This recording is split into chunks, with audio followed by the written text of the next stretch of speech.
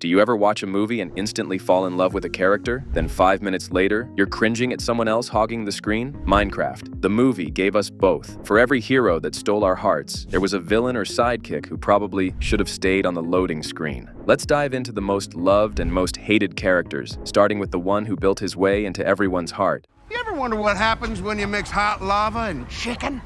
I did, and you're about to find out.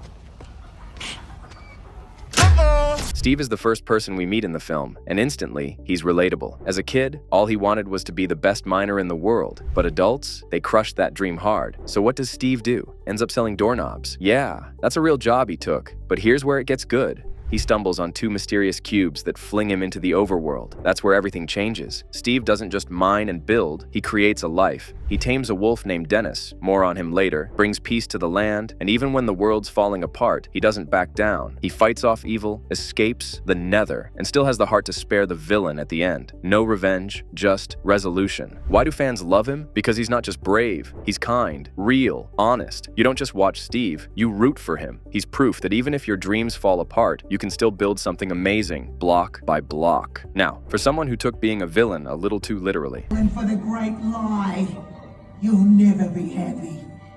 Deep down you know, to hope, to dream, to create is to suffer. You're right.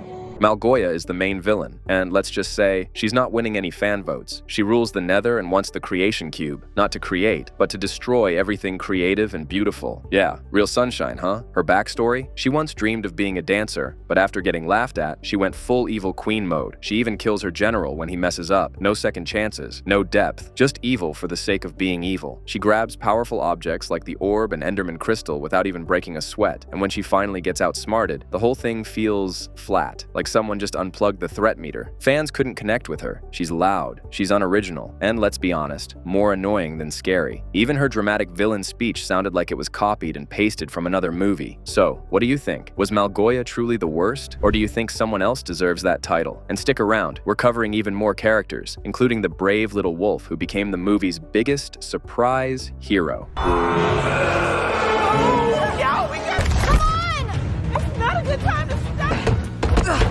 How's he doing that? I don't know. Just when it felt like Steve's story had given fans all the feels, another character quietly rose and stole just as many hearts: Henry. Unlike Steve, who had epic goals from the start, Henry was just trying to survive real life. He's the new kid at school, still dealing with the heartbreak of losing his mom. From the moment he's introduced, Henry's got this quiet strength. He's curious, brave in the face of the unknown, and incredibly kind, even when things blow up in his face, literally. Like when his school project explodes and embarrasses him in front of the entire class. But does he give up? Nope. Henry stays determined, and that's what makes people root for him. When he's pulled into the Minecraft world, it doesn't take long for him to step up. He builds defenses, holds his own against a terrifying Enderman, and bit by bit, he becomes the hero he never knew he could be. But it's not just about the fights or the building, it's the heart. His bond with Garrett, a character who starts out obsessed with money and power, reminds viewers of something deeper. Henry teaches him, and us, that friendship and compassion matter more than anything you can mine or craft. That emotional depth is exactly why Henry is one of the most loved characters in the movie. He's not perfect, but he's real, and that makes all the difference.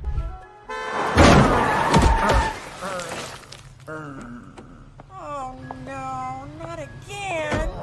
Oh, I am so sorry. But not every character gets that kind of love. If you ask most viewers who they couldn't stand, the answer is surprisingly unanimous. The principal, intended to be the comic relief, the character just doesn't land. From the first scene, she's awkward in a way that's less funny and more confusing. During a school event, she goes off on a tangent about her failed marriage. Yep, right in front of the kids and parents. It's not just cringeworthy, it's completely out of place. Things only get weirder from there. She's driving, distracted, and ends up hitting a Minecraft villager. And what does she do next? She invites the poor villager to dinner. You'd think that would be a one-time odd moment, but no. She keeps showing up with these random, unrelated antics that pull viewers out of the main story. It's like she's in a different movie entirely. Even more frustrating for fans, she gets a happy ending in the post-credit scene, engaged to the very villager she hit. For a character meant to be funny, she ends up being more irritating than entertaining. Many felt she added nothing to the core story, and just took away precious screen time from the characters people cared about. That's why she easily lands on the most hated list. So while Henry Henry won hearts with his resilience and emotional journey, the principal got the eye rolls for being the punchline that never quite worked. But as we're about to see, the love and the hate don't stop there, because up next, we've got a character who surprised everyone. While Henry gave fans someone to root for emotionally, there was another character who won hearts in a completely different way, without saying a single word. That's Dennis, the loyal wolf companion Steve tames early in the story with just one bone. From that moment on, Dennis becomes more than just a pet. He's family. His fierce loyalty and protective instincts kick in immediately, and he never leaves Steve's side. In key moments where everything's falling apart, Dennis is the one who pulls through. He doesn't just survive, he plays a crucial role in the team's success. One standout moment is when Dennis safely delivers the all-important creation cube across a dangerous biome, dodging enemies and hazards with pure determination. Then, when the group is nearly overwhelmed, it's Dennis who jumps in, attacking mobs and leading the charge with zero hesitation. And in the showdown, when it looks like all hope is lost, Dennis returns, this time leading an entire pack of wolves into battle. It's a wild, triumphant scene that cements him as more than just a sidekick. Dennis is brave, dependable, and full of heart. Despite never uttering a word, his loyalty speaks louder than most characters ever could. That's why fans adore him. Dennis is the definition of a ride or die.